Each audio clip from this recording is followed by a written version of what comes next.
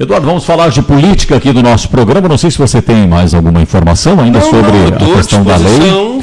Seria isso, né? Eu quero aproveitar a tua presença aqui no estúdio para a gente falar um pouquinho sobre política. Tu sabes que nos aproximamos aí do ano eleitoral, né, da eleição, estamos aí há 8 meses da eleição, menos de 8 meses.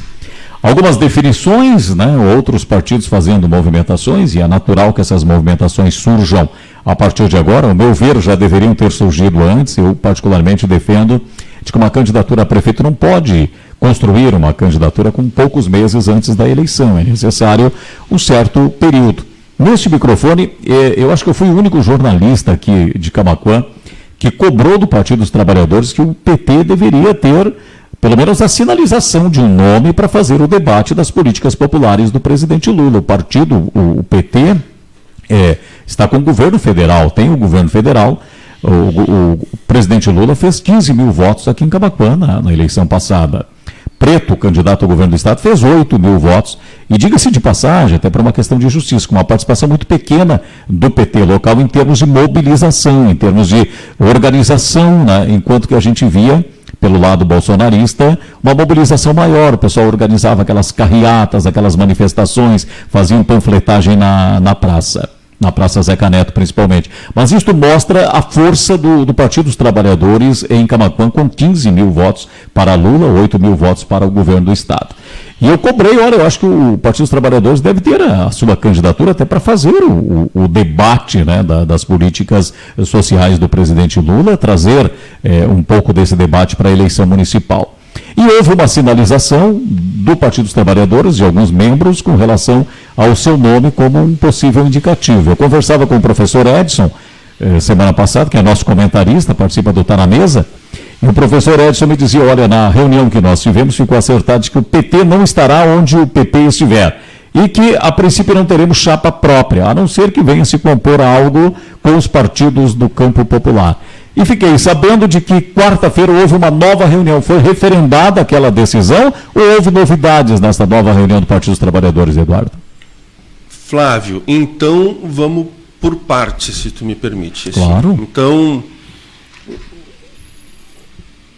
o PT vinha num processo de diálogo com demais partidos em torno do nome da Fábia. Mas um diálogo muito superficial, nada muito aprofundado. Dentro desse processo, alguns companheiros do PT começaram a se questionar justamente isso, né? Se nós não teríamos condições de lançar uma candidatura própria nesse pleito para fazer as defesas do governo Lula, apresentar o nosso projeto para o município, como nós entendemos que o município deve ser gerido, enfim. Diante disso, dessas conversas, tu sabe que eu estava em Arambaré, fui secretário do Planejamento em Arambaré, fui vereador em Arambaré e voltei para Camaquã há cerca de 2 anos, mas estava afastado do partido, das atividades internas, assim, né? E dentro desse diálogo, começamos a pensar da possibilidade de ter uma candidatura própria. É nesse cenário, enquanto ainda se discutia a possibilidade de uma candidatura da Fábia, que surge o meu nome. Isso foi antes do Carnaval. Mas é uma candidatura que ela não foi construída nesse último período. É uma candidatura que surge de alguém que coloca um nome à disposição do partido, para que o partido avalie, e, bueno, se entender importante, temos alguém, né, justamente para fazer o debate com a sociedade. O que acontece, Flávio? Nós temos o seguinte entendimento hoje no PT de Camaquã: a importância de nós fortalecer a bancada de vereadores. Então, esse é como o PT olha o cenário eleitoral esse ano. Temos que fortalecer a nossa bancada, conseguir mais de um vereador, né, trabalhar para isso. Nós hoje já temos 13 candidatos, queremos chegar a 16. Bueno, agora a gente fica avaliando o cenário que está acontecendo com os demais partidos. Nós temos o PDT hoje, que é um aliado histórico, né, nós e o PDT sempre fomos aliados, né, num processo de negociação muito forte com progressistas. E nós, do Partido dos Trabalhadores, temos o seguinte entendimento: nós não temos como estar com o PSDB, com o governo Ivo, por um conjunto de questões, E, historicamente, não temos também condições de estar com progressistas. Isso é a nossa avaliação. Se o progressista estiver na cabeça de chapa como prefeito, vice, nós não vamos estar nessa composição. Por quê? Porque nós temos entendimentos de como as coisas se relacionam diferenciadas. Por exemplo, um dos nortes, né, do que baliza um governo do PT, no nosso entendimento aqui em Camaquã, é a questão do orçamento participativo. E nós tivemos um governo do João Carlos Machado e os governos pepistas, né, que nós tivemos uma dificuldade de relação muito grande. E eles não inverteram essa lógica, né? Eles continuaram, eles fizeram aquela velha política de concentrar tudo na mão, em torno de um gabinete e definir os investimentos, e não discutir com a comunidade, não debater com a comunidade. Então, são pontos que nos afastam muito. Eu tenho citado o exemplo, porque Camaquã, Flávio, as pessoas dizem assim, nós temos que discutir Camaquã, ter um projeto para Camaquã e ficar acima das diferenças. Mas Camaquã não é uma ilha. Por exemplo, nós do PT somos contra a privatização da Corsã, da CE, né, do Banrisul. Por quê? Porque isso impacta a vida e afeta a vida das pessoas no nosso município. Temos muito claro o que aconteceu agora, com os problemas que nós estamos enfrentando com a CE. Estamos tentando conseguir assinaturas para montar uma CPI da privatização da CE na Assembleia e não conseguimos por uma assinatura. Né?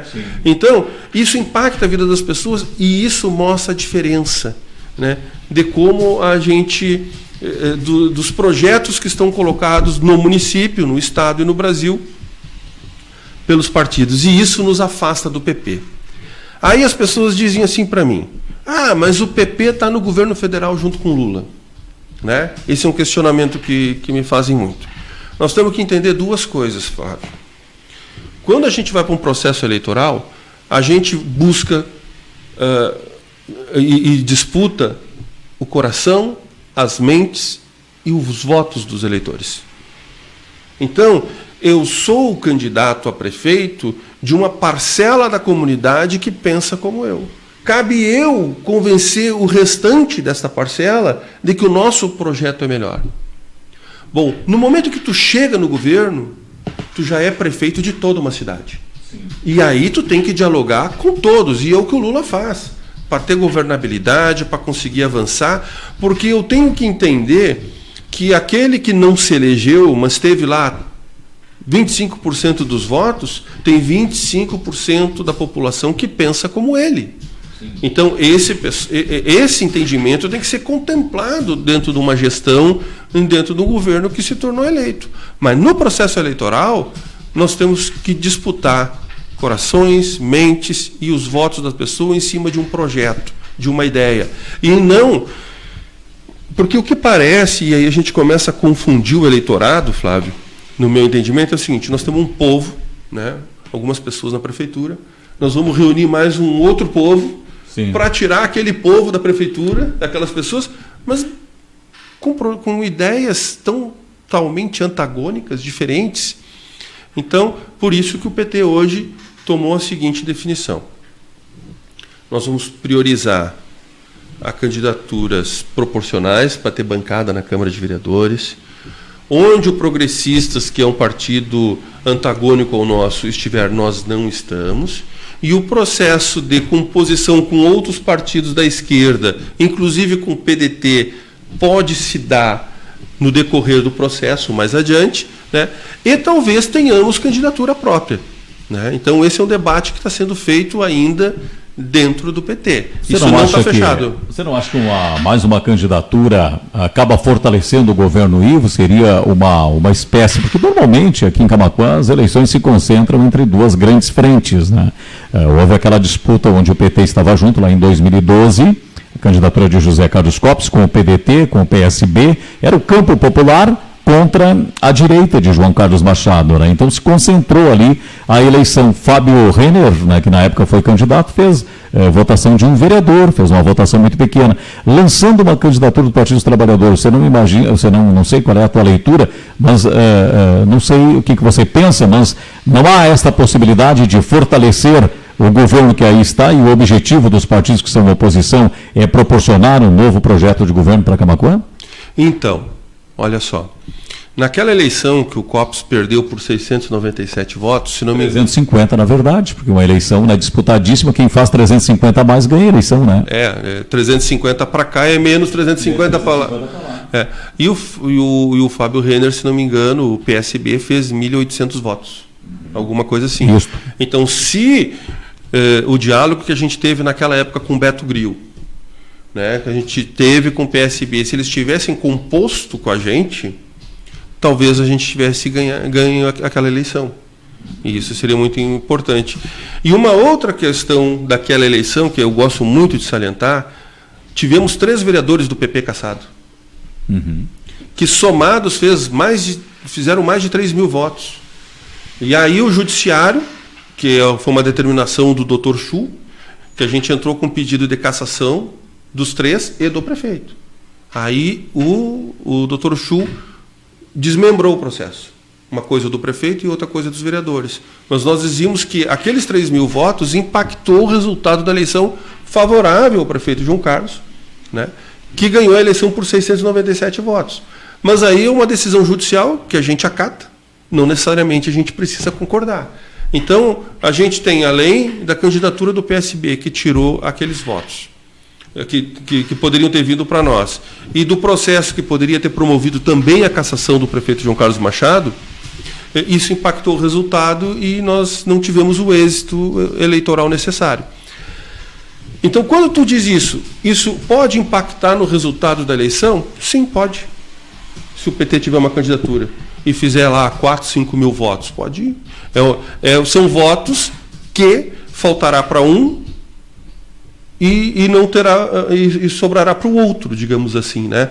Só que a grande questão do processo eleitoral, e isso nós temos que ter claro, comunidade, é o seguinte: são propostas. Por mais que não seja vitoriosa, ela contempla uma parcela da população. Seja 3 mil votos, 4 mil votos, 5 mil votos.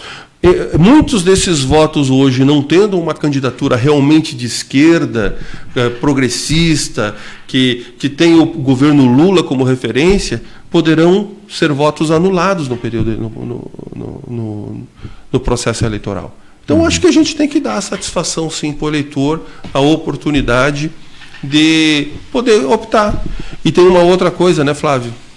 Tu sabe muito bem disso, que a questão financeira impacta muito. Ah, com certeza. Os recursos, né? Os recursos financeiros. Campanha, né? E aí a gente fica pensando, por que em campanhas eleitorais, por mais que o teto seja 300 ou 400 mil, não sei quanto é que está hoje, a gente fala em campanhas de milhões. Pois é, uma coisa que eu não entendo, né? O teto esse ano vai ficar na faixa de 300, 350 mil. E aí tu vê pessoas se lançando, dizendo, olha, eu tenho 500 mil para minha campanha, eu tenho 600, eu tenho 1 milhão. Tá, mas e onde é que fica a receita, a justiça eleitoral, né? Que critério é esse aí que eu não conheço? E não só isso, né, Flávio? O que leva uma pessoa a botar 1 milhão na campanha? Pois é. Quantos meses de salário de prefeito? Quanto é que você está ganhando o prefeito hoje? 20 mil?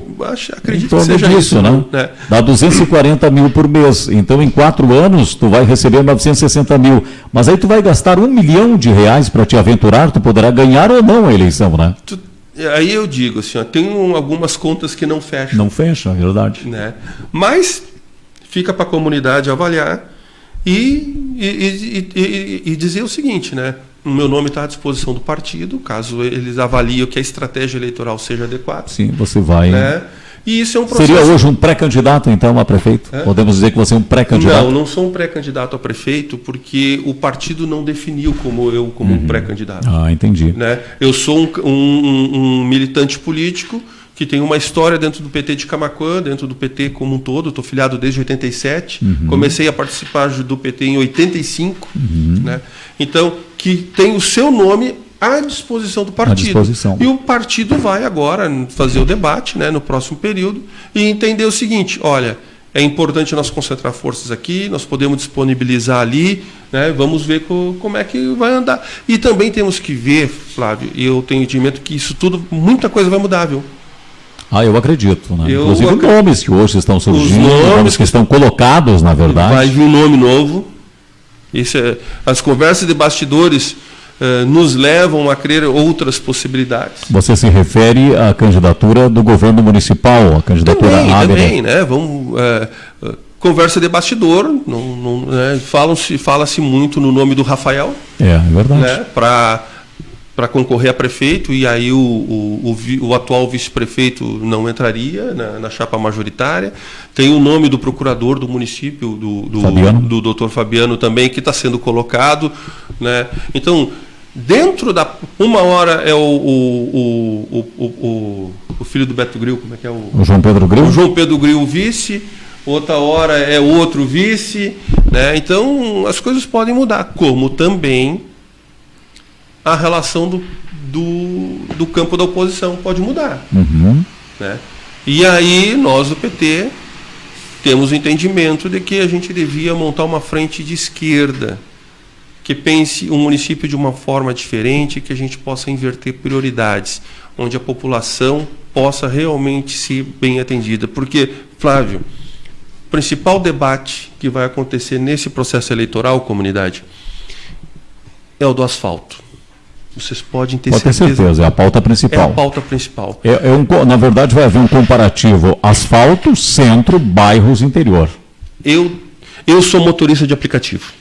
Eu ando nessa cidade toda.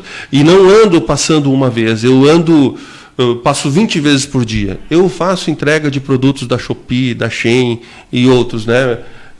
Quer dizer, eu vou na casa das pessoas, eu converso com as pessoas. Eu tenho muito claro isso. O detalhe, Eduardo, é que para chegar no asfalto, quem mora nas vilas tem que colocar o pé no barro antes. Esta é a realidade. E quem mora no interior, para vir na cidade em dias de chuvas intensas, não consegue. E com tempo bom é um buraco em cima do outro. Então nós temos que ter candidaturas que consigam promover esse debate de forma qualificada.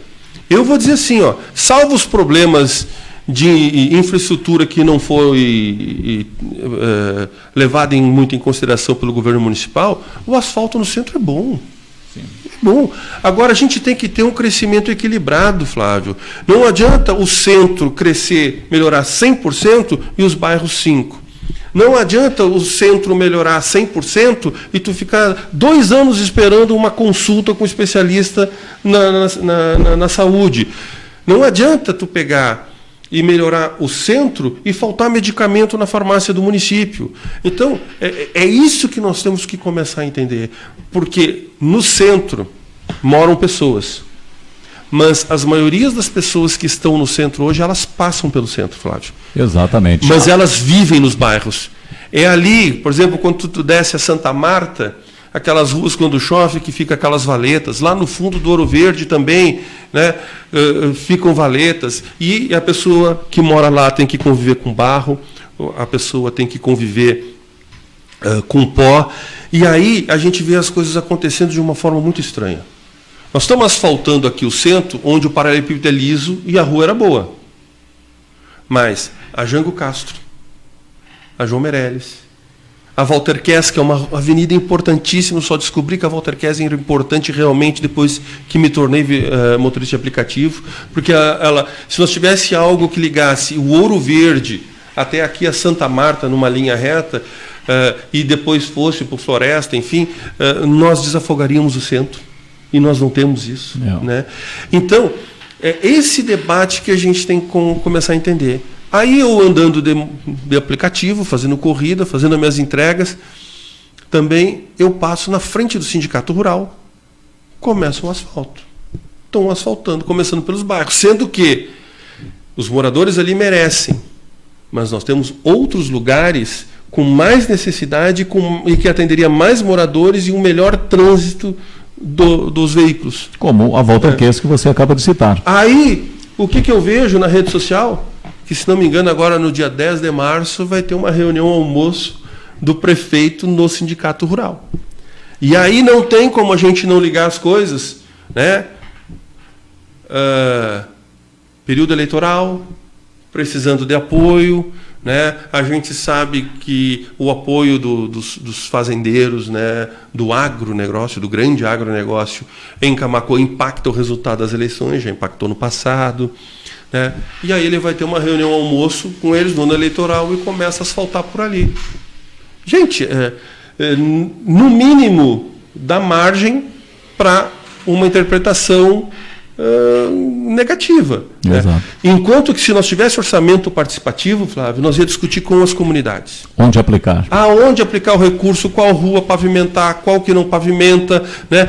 E não utilizar o orçamento participativo apenas como algo que define a aplicação de recurso, que divide orçamento, mas também tentar identificar as potencialidades da região, o que ela precisa. Dentro daquela região do orçamento participativo, qual é o principal problema da saúde?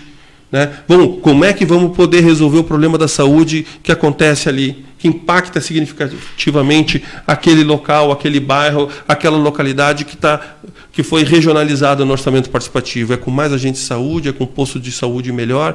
Então, através do orçamento participativo, tu regionaliza o município e tu consegue identificar potencialidades e as necessidades de cada um, dialogando diretamente com a comunidade. Gente, é isso que o PT defende, é isso que nós entendemos que para Camaquã é o melhor. E aí não tem como a gente estar ligados a alguns partidos políticos que nunca promoveram isso e não têm esse entendimento em Camaquã. Muito bem, Eduardo, são 10h53, agradeço aqui a Elizabeth Figueiredo Nunes, também que está participando com a gente, bastante interatividade, Zilda Fligel, Rony Strider, Nara Lia Pereira, Elair Santos Oliveira, lá de Tramandaí, a Rosane Blascoski, Osmar Santos, Eva Silva, Ivanilda Carvalho, muita gente interagindo aqui conosco. Agradeço aqui a disponibilidade de estar conosco nesta manhã. O Marco Longaray já está aqui nos bastidores para o seu comentário. Daqui a pouquinho já vai estar no ar. E colocar esse espaço sempre à disposição aí para a gente conversar mais seguidamente. Eu acho que essa análise do momento político é fundamental. Semana que vem, seu Edson Kremer, presidente do PL, vai estar aqui com a gente. Vamos convidar também outros representantes de partidos, e não só presidentes, representantes, mas integrantes de partidos políticos para a gente discutir esse momento político, e esse é o papel do rádio. Então, te agradeço aqui, coloco o espaço sempre à disposição. Obrigado, Flávio, agradeço o espaço generoso, foi muito generoso, né? Nem sempre a gente consegue, né? Tu tem sido nessa questão um diferencial. Muito obrigado, muito obrigado. Esse é o nosso trabalho, é ouvir as pessoas, é dar voz às pessoas. Nós precisamos entender o que pensam os partidos políticos, né?